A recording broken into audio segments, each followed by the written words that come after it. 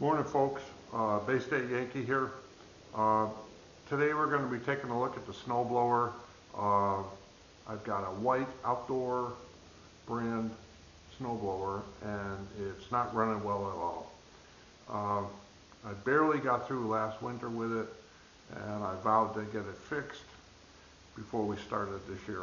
Now, being a Yankee, I'm not taking it into the shop, so we're going to fix this. I'm going to show you how I do it, and then save a few bucks and get back going and doing our own driveway. So grab a cup of coffee, sit back, put your feet up, and check this out. So this is the snowblower. It's manufactured by a company called White Outdoor. It's a 28-inch electric start, single hand operation, forward and reverse, 6 forward, 2 reverse speeds. It really has worked well for me. It's about 10 years old and I try to take very good care of it.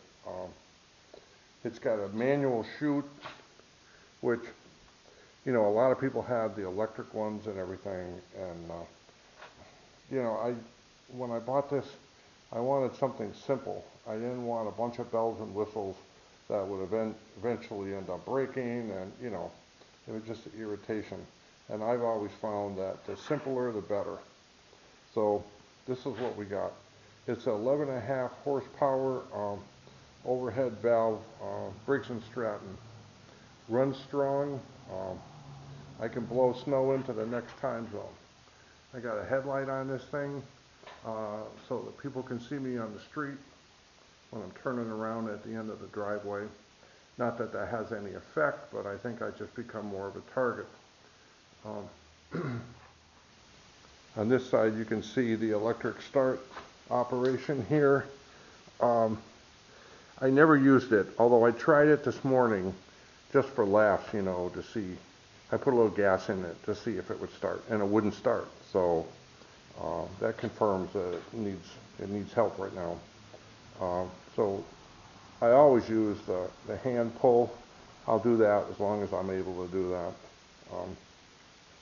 So it's got the high clearance underneath, which I think is very important. I've seen a lot of snowblowers with smaller wheels on them, and they bottom out.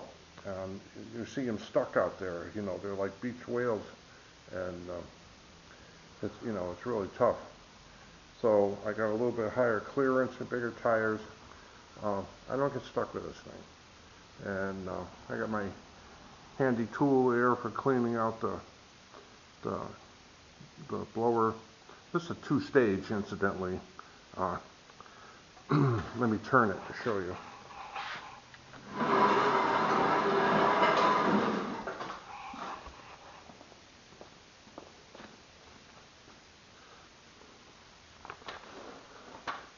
You can see the second stage in there, and that does a really good job of whipping the snow around. And so each year I go through and I clean it up. I check the shear pins and make sure they're okay, and that one looks like it might be a little worn. None of the shear pins have ever been replaced.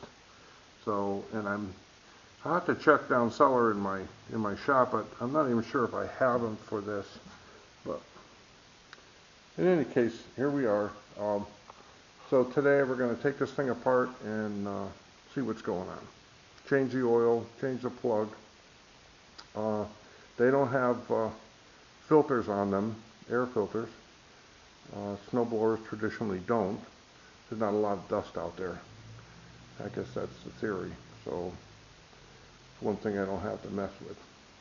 All right, well, let's get started. Okay, we're going to start with draining the oil. I tilted the front up and put a block underneath the front casing, and then I'm going to take my cap off here and drain the oil. Now, typically, I would like to run the motor first, loosen up that oil, but that's not going to happen today. So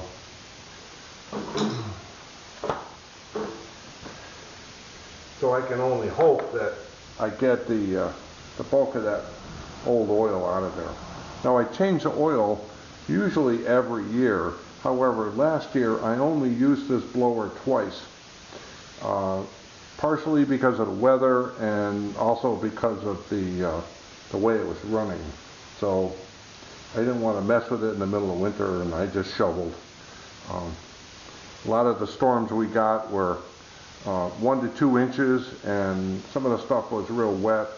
So I have a scraper that I use on that in that case, where it's not worth taking the blower out, and I can just push it all to the side of the driveway, and a lot of times the next day it warms up and the stuff melts. So that took care of that.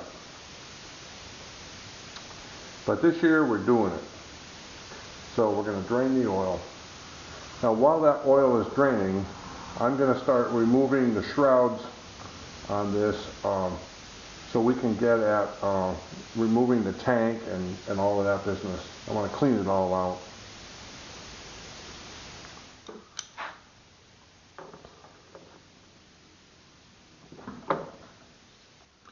I've got a couple of screws here. There used to be a couple of little twist knobs that were on here, and they kept vibrating off the first year I had it. I ended up losing one, and I finally replaced them. I just threw a couple screws in here. These seem to do the trick. I probably should have a bigger screwdriver, but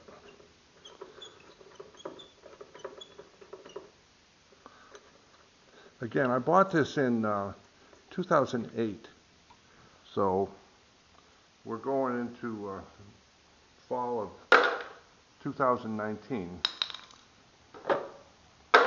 So it's kind of served me well here. Never been to the shop.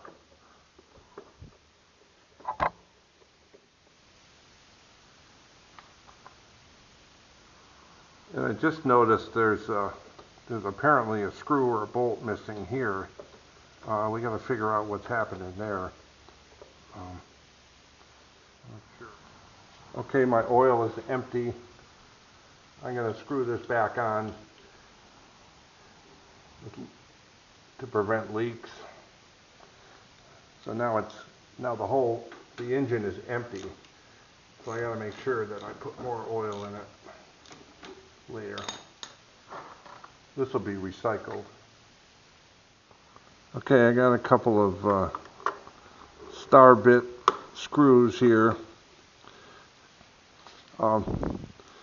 I found that the only drawback on this machine is that I have metric screws. I have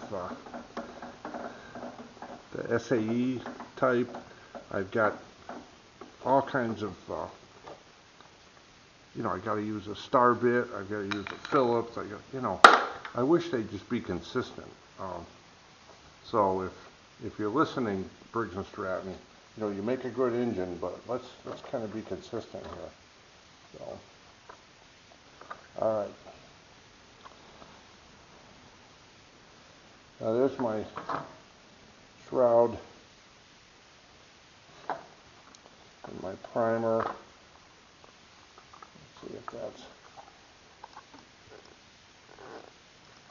there we go. There's the bottom of the shroud. Let me clean that up. Let me just hang this down here and avoid more work for myself. What I want to do today is to remove this gas tank, and here's the gas line. Gas line looks good, but I want to check inside it to make sure the ethanol, I'll tell you, I don't know who invented that stuff, but the ethanol just eats this thing up. So we gotta make sure that we can counteract that stuff. All right, so let's get busy here.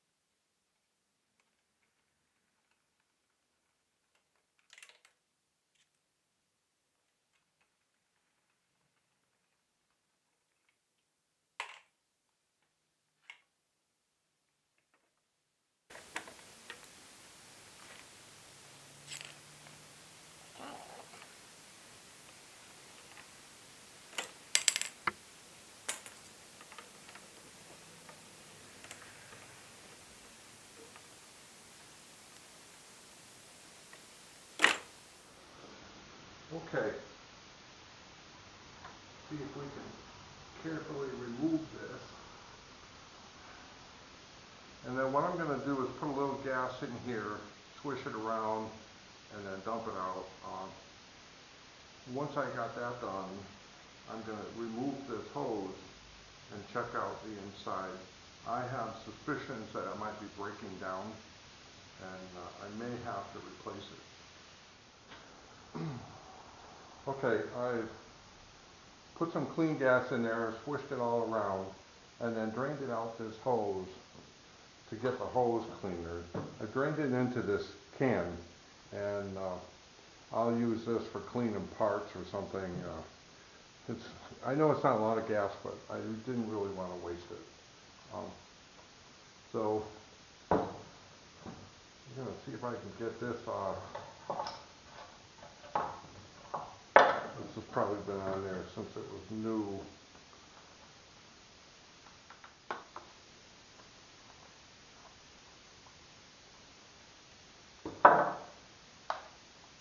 Nope, that came off easy. All right.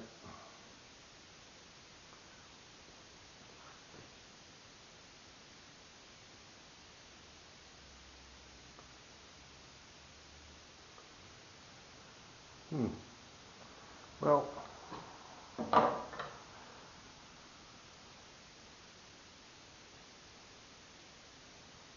let's see if I can pick up any residue in here.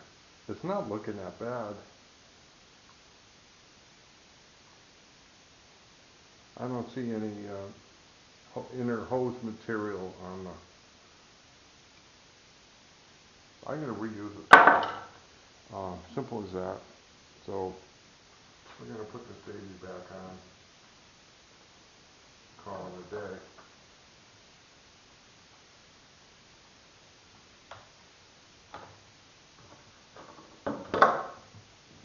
Alright, so now I got to go over and throw a new plug in.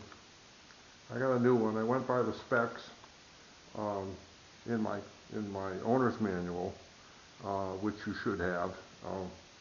In any event, that's the plug I'm using.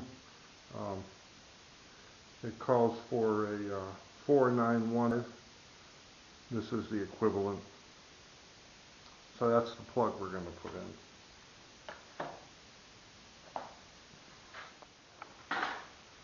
Okay, this is your plug right here.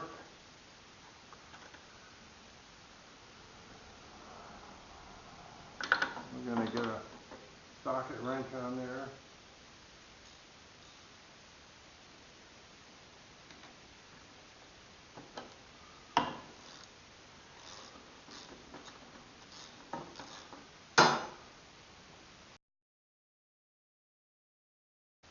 There's a lot of gas on it, probably from me trying to start it.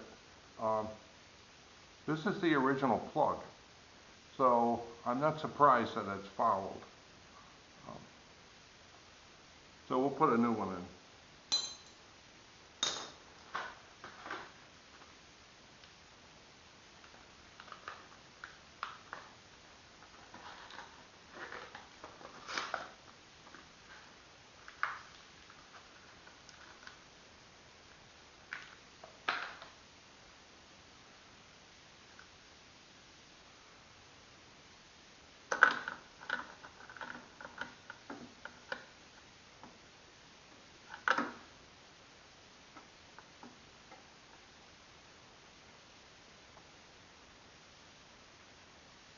Incidentally, the people that design these engines have real small hands.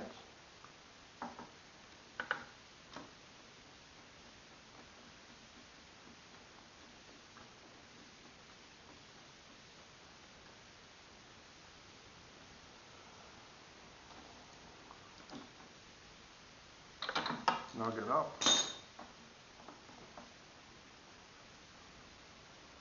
Now it's funny, they always warn you to unplug your spark plug before you do any work at all on your engine, even changing the oil. You have to disassemble this whole thing in order to get your hand in there to remove that plug. So it kind of defeats the purpose. Okay, the only thing I am seeing is I got a screen here, and this probably doubles as a filter. I think I'm going to take a little brass wire brush and see if I can't clean that. Leave it on, but just see if I can't brush that off. I'm not sure what that material is on there. Okay, I'm going to just try brushing off this, whatever it is.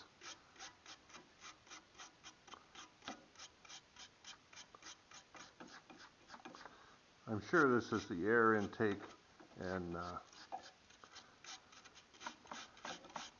they tell you there's no, right in the manual it says there's no filters on this, but this sure looks like one. So anyway, that's clean.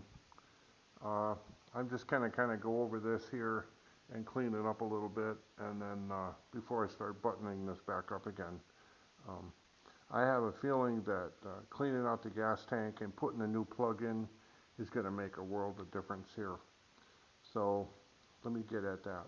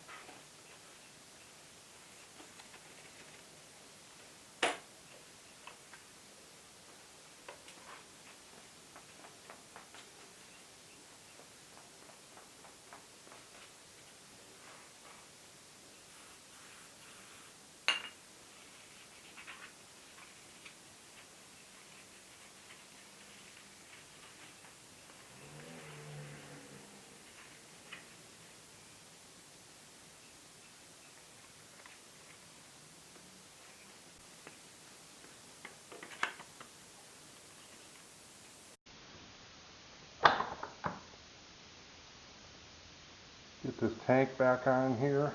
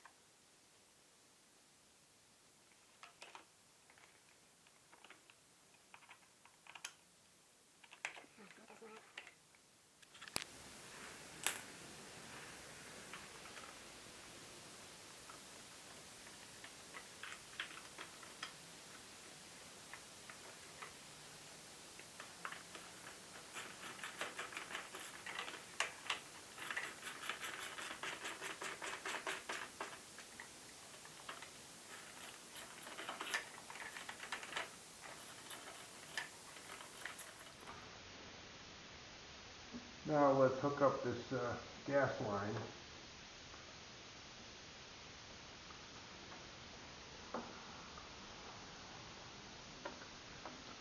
Right that off in there.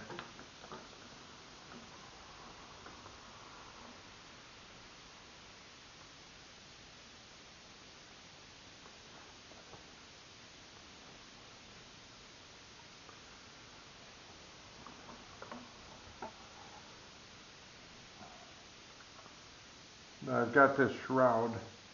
I'm going to clean this up a little. I like to use the WD-40 because when you get out there in the winter, you've got a hot engine, you got cold snow, the snow melts on it, so there's a lot of water around this, and anywhere that I can get some WD-40 in there, I like to, just to prevent, I don't know, water from getting in there and rust. And I know it doesn't last all winter, but any little bit I think helps.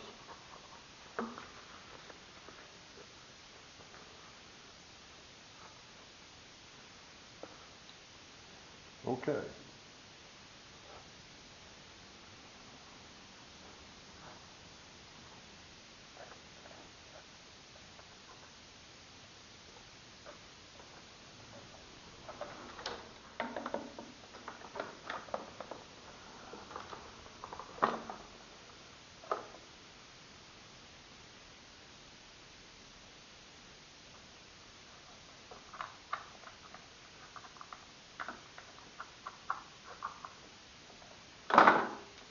Okay. This needs to be magnetized. So I picked this up at Home Depot, a magnetizer. Watch this.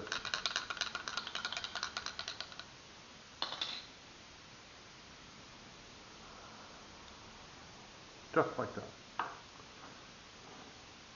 Simple tool, couple of bucks. If you don't have one, get one.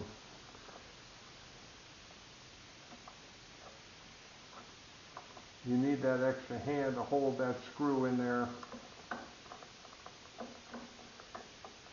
I'm sure other stores have them too,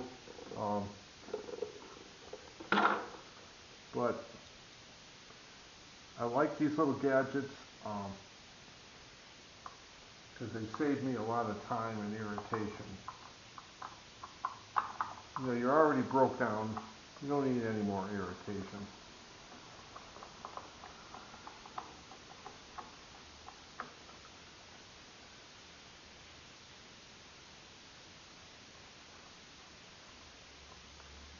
Okay, that's tight. That's tight. Now, we've got to hook this up. Get this around here. Now we've got to do two things. We've got to, I got to get this in and screw it in, but I also have to plug in the switch. If the switch isn't plugged in, it's not going to run.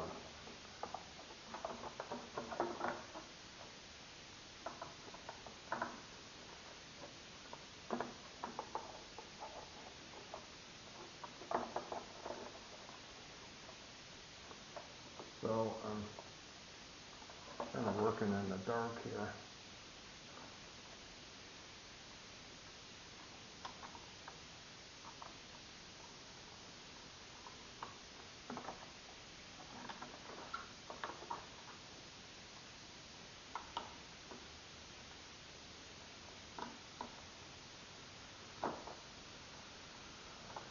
I suspect we have a problem.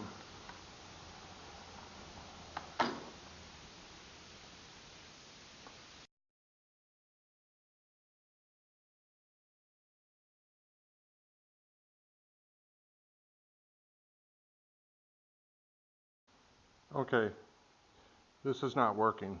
We got to go to plan B. Okay, so the problem we have here is this is the switch, the safety switch, and you shove a little red key in there so that basically so kids can't run it or something. You know, you can take the key out and hide it. And on the inside of the shroud, this little piece here, I have it on a piece of tape, so it's easier to see. They fit right in there, and then they're connected to a wire that goes to the engine. So if there's no connection there, the engine won't start. You know, it's just the way it is. And these have broke off, and probably when I removed the shroud. So what I'm gonna, went down cellar and I looked to see if in my shop, if I could find any more of these, and I could not find anything that small. So I'm gonna have to go to the store and pick up a couple, but that's not gonna happen till tomorrow. So I go into town tomorrow, and that's when I run my errands. So what I'm gonna do is finish working on the snowblower, greasing the wheels, all that business, and checking that out. And then when I come home tomorrow, I'll finish the video. I'll get the pieces, I'll reconnect them, and then, we'll go from there. Okay. So what we're going to do here is we're going to tilt this up forward and stand it up on end. And that's the recommended procedure for pulling the wheels, greasing the shaft, checking underneath, that kind of business. So here we go.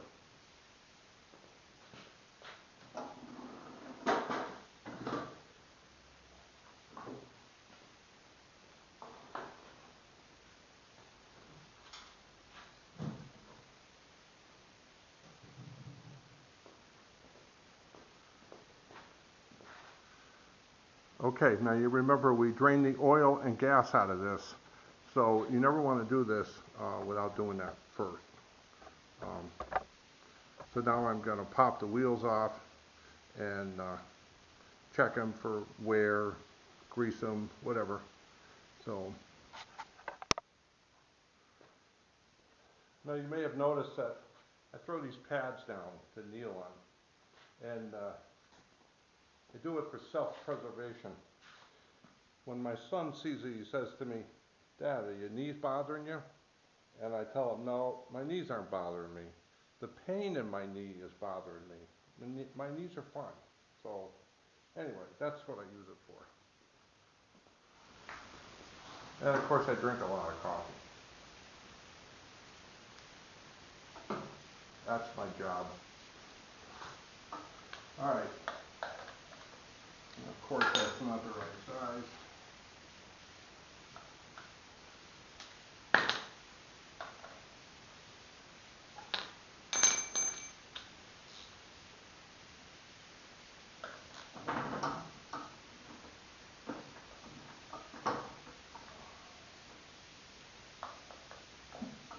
Now you don't have to do this. Frankly, I don't know anybody that does it. But in the general maintenance in the book, it does tell you that, this is how you do it and everything. And I believe that the better you maintain your machine, the longer it's going to last you. So obviously this has been going for 10 years, and this is the first real problem I've had. So I think we'll keep doing it.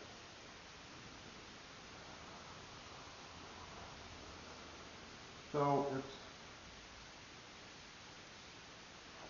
looks pretty good there. You've got a simple plastic spacer that slides on there, and you see it's a little worn, but nothing worth replacing.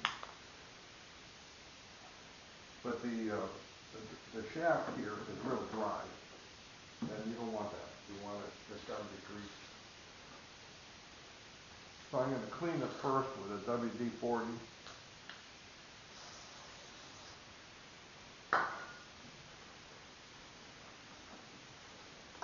In case there's any sand, dirt in there.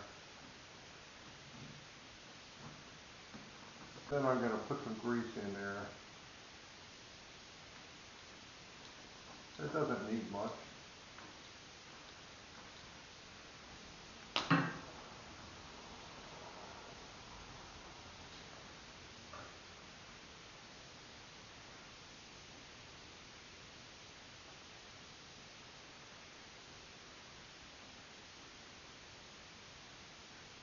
There.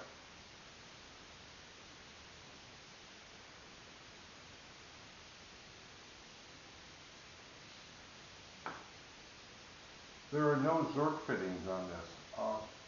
I'm kind of disappointed in that, but you know, there's ways around it.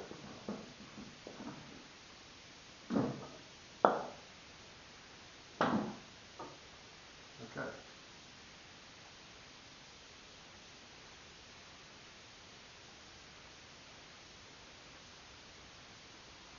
Put that back on.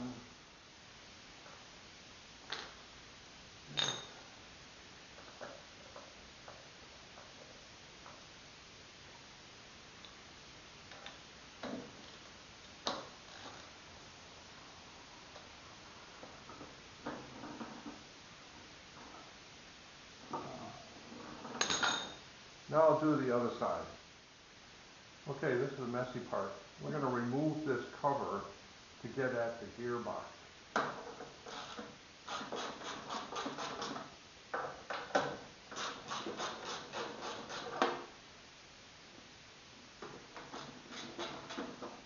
These are self-tapping screws,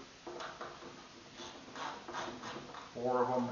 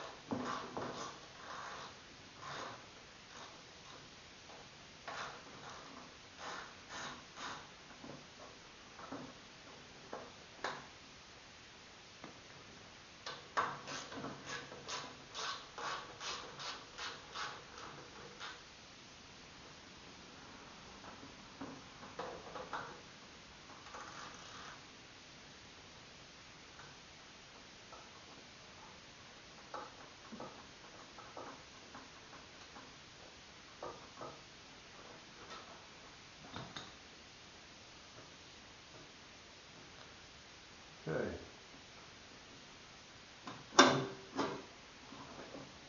Pops out. That lifts off. That's your gearbox.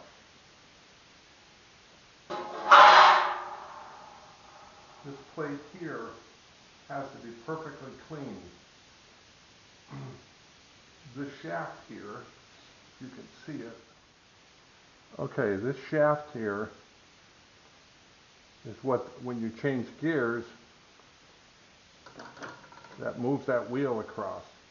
So this shaft needs to be oiled with a 3-in-1 oil, lightly. Just enough to prevent rust and to make that movement easier. This pad here, or this wheel, is made out of cast aluminum, and this has to be perfectly clean, and it's not clean. And I can feel there's like a greasy film on there. So I have to clean that, and I have to clean this tire here. Because what happens as you change the gears, you move it in and it makes it go slower or faster based on where it is. You put the thing in gear and this comes in contact with this, comes in contact with this, and it spins, and believe it or not, that's what drives the whole unit. So this has to be clean and that has to be oiled. So that's what we're going to do today. Okay, first we're going to clean the wheel, and I'm using a 409. It takes grease off, so we'll see how well this does it.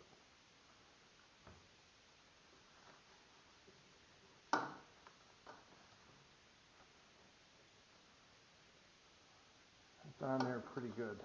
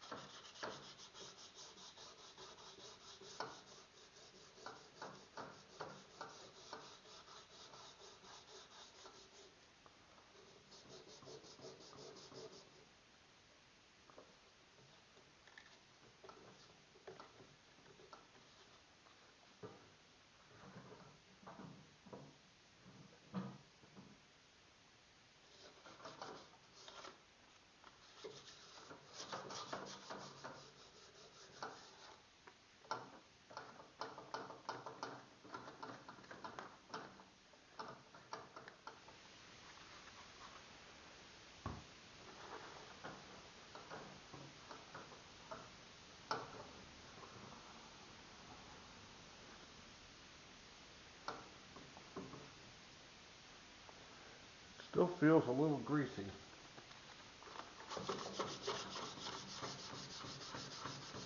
Now I didn't notice a problem last winter with the drive, you know, slip in or anything.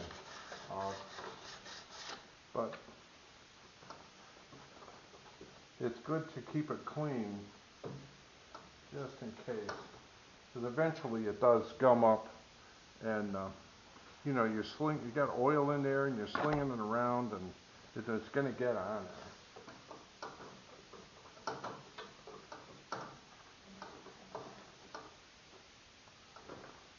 I'm going to see if I can get anything off that wheel.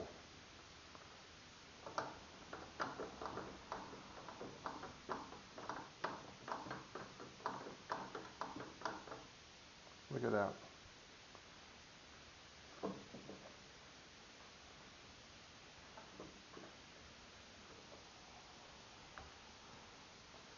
Okay, now I want to get at that hexagonal shaft in there. So I'm going to wipe it down first and hopefully get any dirt, sand. Now, some of you that don't live in the snow belt are saying, well, how does dirt and sand get in there in the winter? Well, we put sand with salt on the driveway to melt the ice. And inevitably it gets up in the snowblower. So it gets everywhere. That's why they call it the rust belt. But it's a fact of life, I guess. So, all right. Now I want to do a light coat of 3-in-1 oil on this shaft here only. So I'm not just going to squirt it in there. I'm going to put it on a rag, saturate the rag there, let it soak in, because I don't want it on that aluminum disc. And then just put a light coat, just enough to make that shaft just like that. There. And that's all there is to it. Now we're done. I just put the shroud back on, and we can button this baby up. While I have it up though, I think I'm going to clean off this area here. Let me get my trusty WD-40.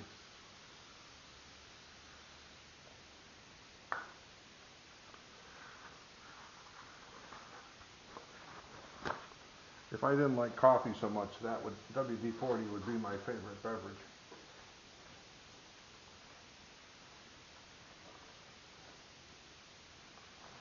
I heard it's low in caffeine.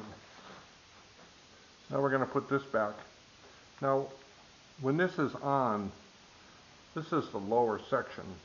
So I'm not going to take this grease off. I'm going to leave it on there because that will only help me prevent rust, you know, later on from this. Now, being as 10 years old, you know, some people are saying, they're rolling their eyes and saying, you're beyond your life expectancy on the snowblower, but I don't think so. I believe that in taking care of it, this thing should last me, oh, that didn't sound good, last me the rest of my life. The light. Okay. Didn't want to leave that in there. So anyway, that's what I'm hoping for. Now I suppose the people that made this were hoping I'd buy another one, but this one was made really good. I bought this at Tractor Supply. I think it was like $800, and they had some with all the bells and whistles. They had heated handlebars, you know. There was an attachment someone had put out there. It was an aftermarket thing for a bracket where you could hook up a radio while you were snowblowing. Like, come on, you know. I don't want to be out there any longer than I have to be. A radio, you know, so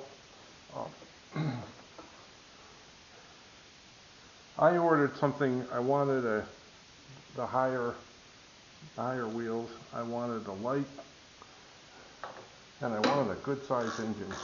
That's it. Why pay for something you don't really need? And the simpler you get a unit, you know, the less there is to go wrong. The easier it is to fix. It's right down the line. So that's why I did what I did. Yeah, I've seen people with these little tents you can hook up onto the handlebars so the snow doesn't blow in your face. You know, my response to that is it's winter. Snow's going to blow. You're going to get it in your face, you know. So if you're blowing it in the right direction, that's not going to happen. And if you can't figure out which way the wind is blowing, then go ahead and spend a couple $100 on a tent. But I don't see the need for it, frankly.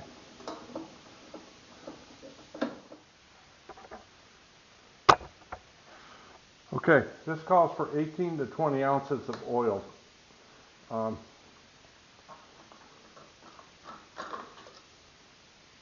There's none in there now. We know that because we drained it. I had a brand new can of oil. I got a cheap measuring cup from the dollar store so I can measure my ounces.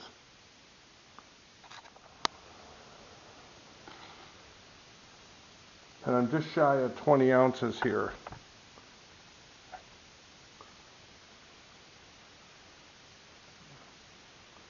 Put it right in there.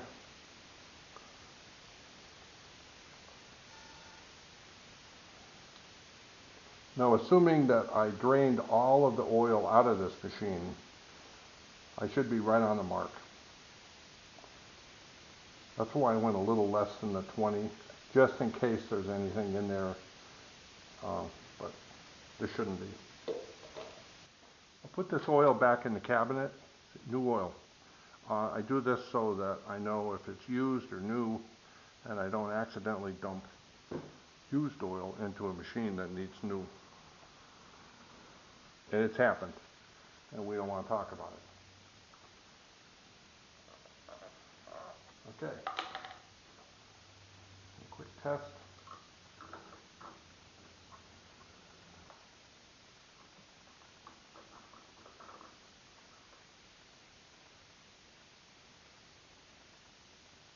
Right on the mark.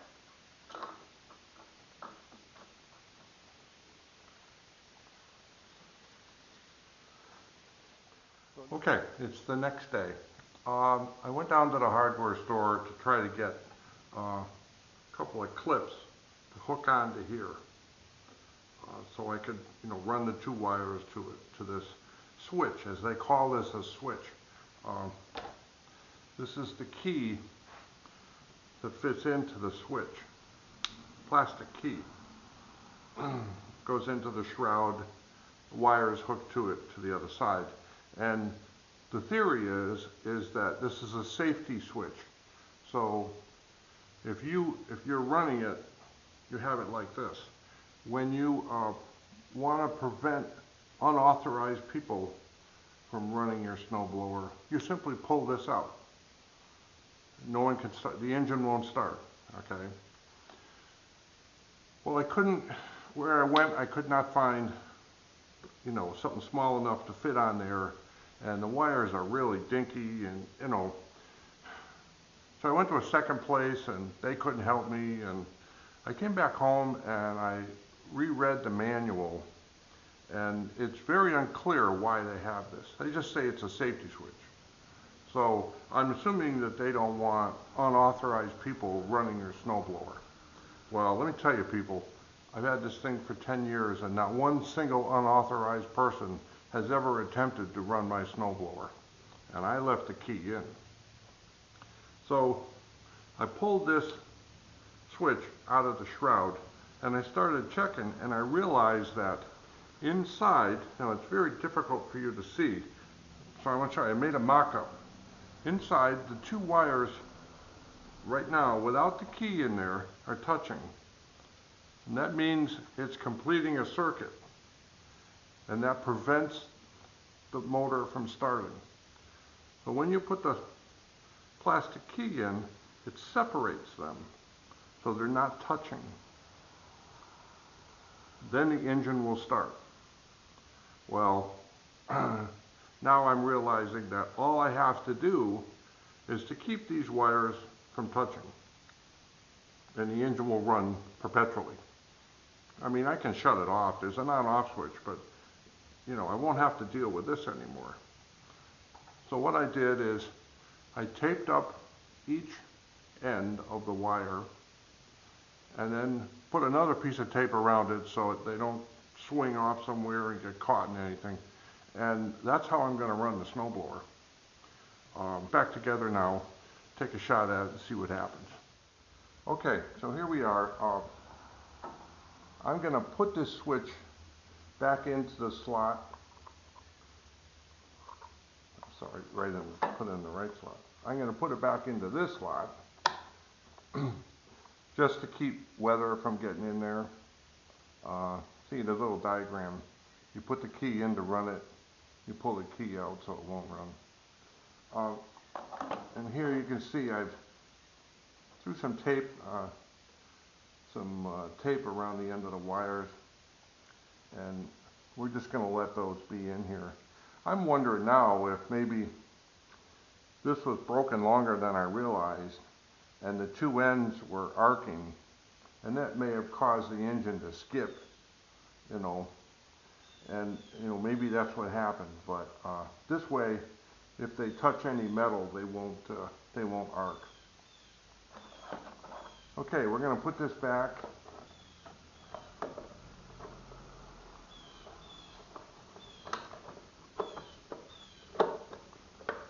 There it goes.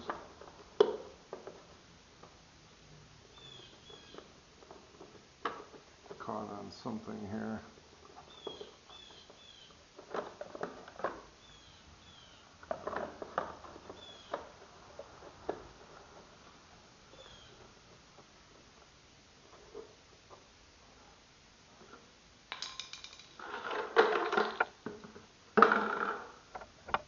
I'm going to put my two screws back in.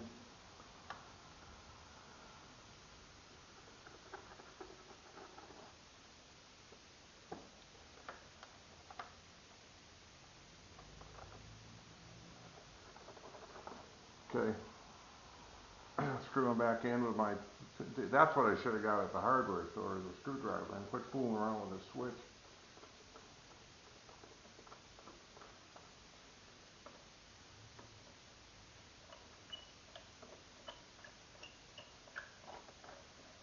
So I got the shroud back on.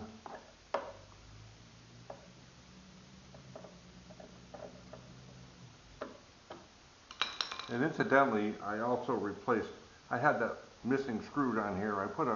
I took a screw out of my inventory and put one in there, just to be on the safe side.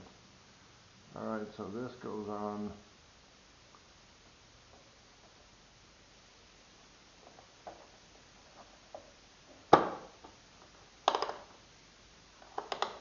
The choke run. Okay, so that's on. That theoretically should run. We're going to find out in a minute. I have to attach this. All it is I have to attach this. This is my directional for the chute. Put a washer on one of these.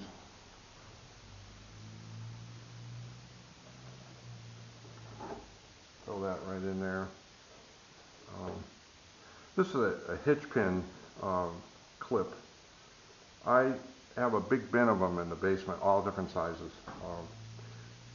Frequently, I lose them, and the one that was on here last year I lost. So that's the reason why I like to keep this stuff. This is for unclogging the chute. When you get a wet snow, it packs in there. You don't want to put your hand in there. So this has a safety feature where if I let go of both handles, the auger will stop. So, you know, that's helpful, but you still don't want to put your hand in there. You know, you got to be careful. So we've got new oil. We've cleaned that little non-filter. We think we fixed that safety switch. I cleaned out the gas tank. I haven't checked the air temp in the tires, but here in New England, when the weather temperatures fluctuate a lot, we tend to lose air pressure in the tires. So it's only early October. I'm going to wait until we get ready for snow before I actually top them off, and you know, they got enough so they won't go flat. So that's how I handle that. Otherwise, they just, with the fluctuations, they tend to lose in the air anyway. So we're going to gas this baby up, roll it outside, and see if it'll start.